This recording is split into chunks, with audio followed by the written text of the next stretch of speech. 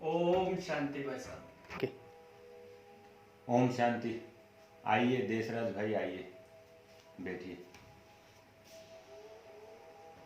और बताइए कैसे चल रहा है आपका ज्ञान योग का जीवन। अच्छा चल रहा है भाई साहब। थोड़ा कुछ शंकाएं हैं, उनका समाधान चाहता हूँ। अच्छा, शंकाएं हैं। जी जी। अच्छा, वैसे तो देखो, अगर रोजाना हम क्लास करते हो तो हमारी ये ज्ञान मुरली है जी इस मुरली की ये विशेषता है कि हमारी जो भी शंकाएं होती है जी उन शंकाओं का सारा समाधान इस मुरली के अंदर आ जाता है। जी जी और ये आपने भी महसूस किया होगा। जी। फिर भी आपकी कोई शंका है तो पूछिए, क्या शंका है। एक शंका छोटी सी है। जब हम किसी से मिलते हैं तो ओम शांति कहना क्या जरूरी है?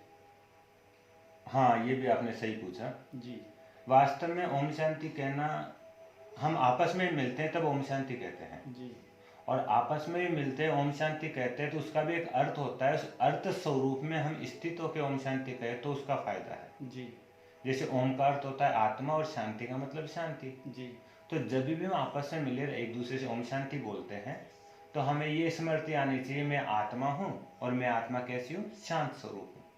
या मैं आत्मा हूँ, मैं आत्मा शांति धाम की रहने वाली हूँ, शांति के सागर शिव बाबा की संतान हूँ। तो ये आपस में मिलते समय हम ओम शांति बोलते हैं।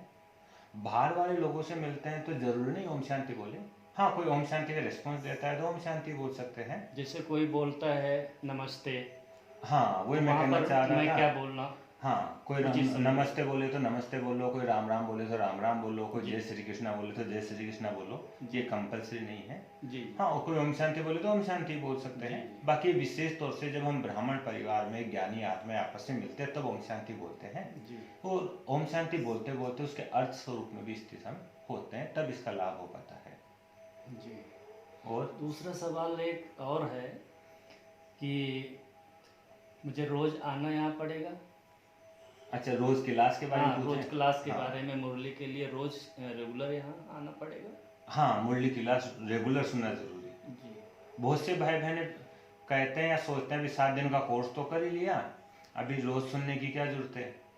लेकिन बताए ना, मुरली या ज्ञान हम आत्मा के लिए भोजन है ये। जी तो जैसे शरीर का भोजन कब करते हैं, हम रोज करते हैं ना, बल्कि दिन में 2 बार करते हैं, 3 बार करते हैं। तो ऐसे ये मुरली है, ये ज्ञान है, ये आत्मा का भोजन है। जी तो ये भोजन करना तो रोज जरूरी है। जी तो यहाँ पे भोजन करने के लिए तो फिर रोज आना पड़ेगा, जी है ना। हाँ, बाकी ये जरूरी नहीं है कि किसी दिन नहीं आए तो कोई पाप ही लग जाएगा, है ना। किसी दिन बहुत जरूरी काम है या नहीं आ पा रहे तो वो बात अलग है।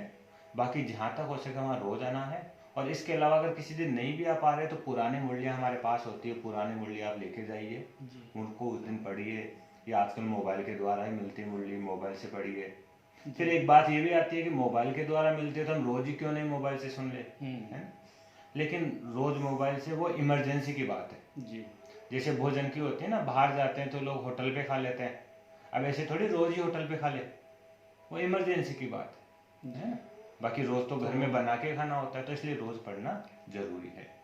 और दूसरा, अभी क्या समय अनुसार चारों तरफ का वायुमंडल इतना दूषित है कि उस वायुमंडल से लड़ने के लिए रोज हमें शक्ति की आवश्यकता होती है।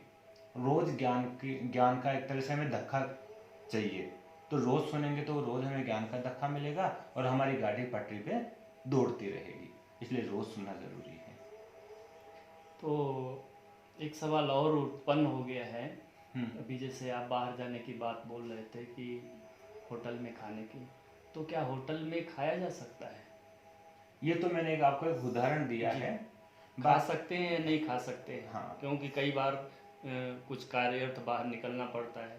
हाँ, वैसे देखो, हम जो संस्था में समर्पित रूप से भाई बहन रहते हैं वो तो हम बिल्कुल ही नहीं खाते हैं। जी और हम भाई बहनों को भी कहते हैं कि अगर ऐसे बाहर भी जाना हो रहा है तो अपने घर से टिफिन लेके जाइए, व्यवस्था करके जाइए। जी क्योंकि बाहर में जो भोजन होता है होटल वगैरह में या कहीं पे भोजन होता है, जी आजकल हम देख रहे हैं कि उसमें उतनी शुद्धता नहीं है। जी जी मिलावट बहुत ज़्यादा है। जी फिर उसके वाइब्रेशन अच्छे नहीं है। जी एक होटल वगैरह में भोजन बन रहा है तो किस भावना से बन रहा है कि इसको इसको जो खाएगा वो पैसा देके जाएगा। पैसा दे के तो जाए। प्यार तो नहीं है, वो ताकत तो नहीं है, वो कोई भगवान की याद में बनाया हुआ तो नहीं है। नहीं।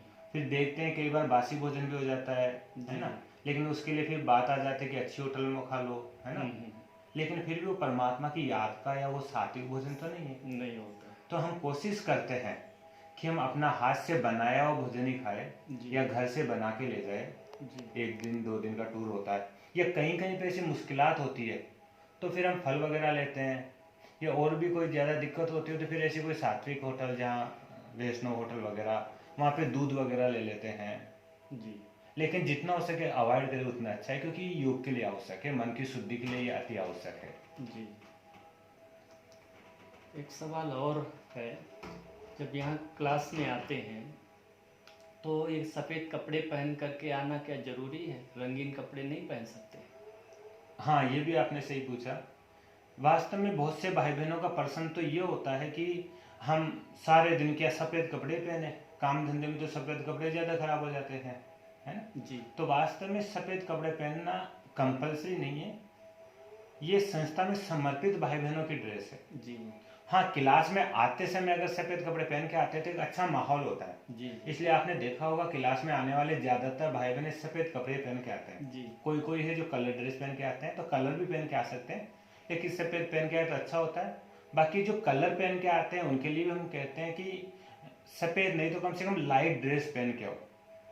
अगर लाइट ड्रेस पहन के आएंगे तो सब में मैच हो जाएंगे, है ना? जी। और बाहर में भी कलर पहन सकते हैं, लेकिन बाहर में भी सभ्य ड्रेस पहनो जो देखने में सभ्य ड्रेस लगे, सम्मान पूर्वक ड्रेस लगे, वो ड्रेस पहनो। जी। एक सवाल और है कि जब हम बाहर जाते हैं तो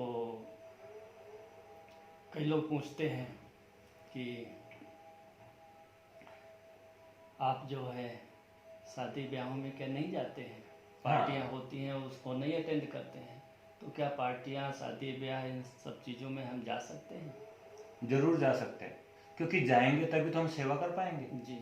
तो परमात्मा ने या बाबा ने शादी ब्याह, पार्टी वगैरह, रिश्तेदारी यहाँ जाने के लिए मना नहीं किया है, जी। जी। है ना। बल्कि वहाँ जाना चाहिए और वहाँ जाकर भी ईश्वरीय सेवाएं करनी चाहिए। जी। जो आपने प्राप्त किया है, हमने प्राप्त किया है, वो अनेक आत्माओं को सुना करके हमें उनका भी जीवन श्रेष्ठ बनाना है। जी। लेकिन बाबा ने कहा कि वहाँ जाते समय हम अपने आप को भूल नहीं जाए, अपनी स्मृति को भूल नहीं जाए, अपनी दिव्यता को भूल नहीं जाए, उस चीज़ को हमें मेंटेन करके रखना है। शादी ब्याह में जाना तो है, रिश्तेदारी में जाना तो है, लेकिन अपने आप को वो ज्ञान युक्त जीवन बना करके जाना है। वही मेरा पूछने का फर्ज ये है कि मैं चाहता हूँ अधिक से अधिक प्योर बनूँ, शुद्ध बनूँ। हाँ, जा सकते, जाने की मना नहीं है। हम लोग भी जाते हैं जो संस्था में समर्पित होते हैं, घर में कभी कुछ प्रोग्राम होता है जी। तो प्रोग्राम वगैरह में जाते ही हैं, तो ऐसे जाने की मना नहीं है, क्योंकि अपना तो है ही कर्म योग, जी। है। ठीक है। अब बाकी प्रश्नों का कल फिर पूछना। जी। आप रोज क्लास करते रहिए तो प्रश्नों का समाधान होता रहेगा। जी। बाकी फिर कल आइएगा, आगे के प्रश्नों के बारे में कल चर्चा करेंगे। जी। ठीक है। जी। ओम शांति। ओम शांति।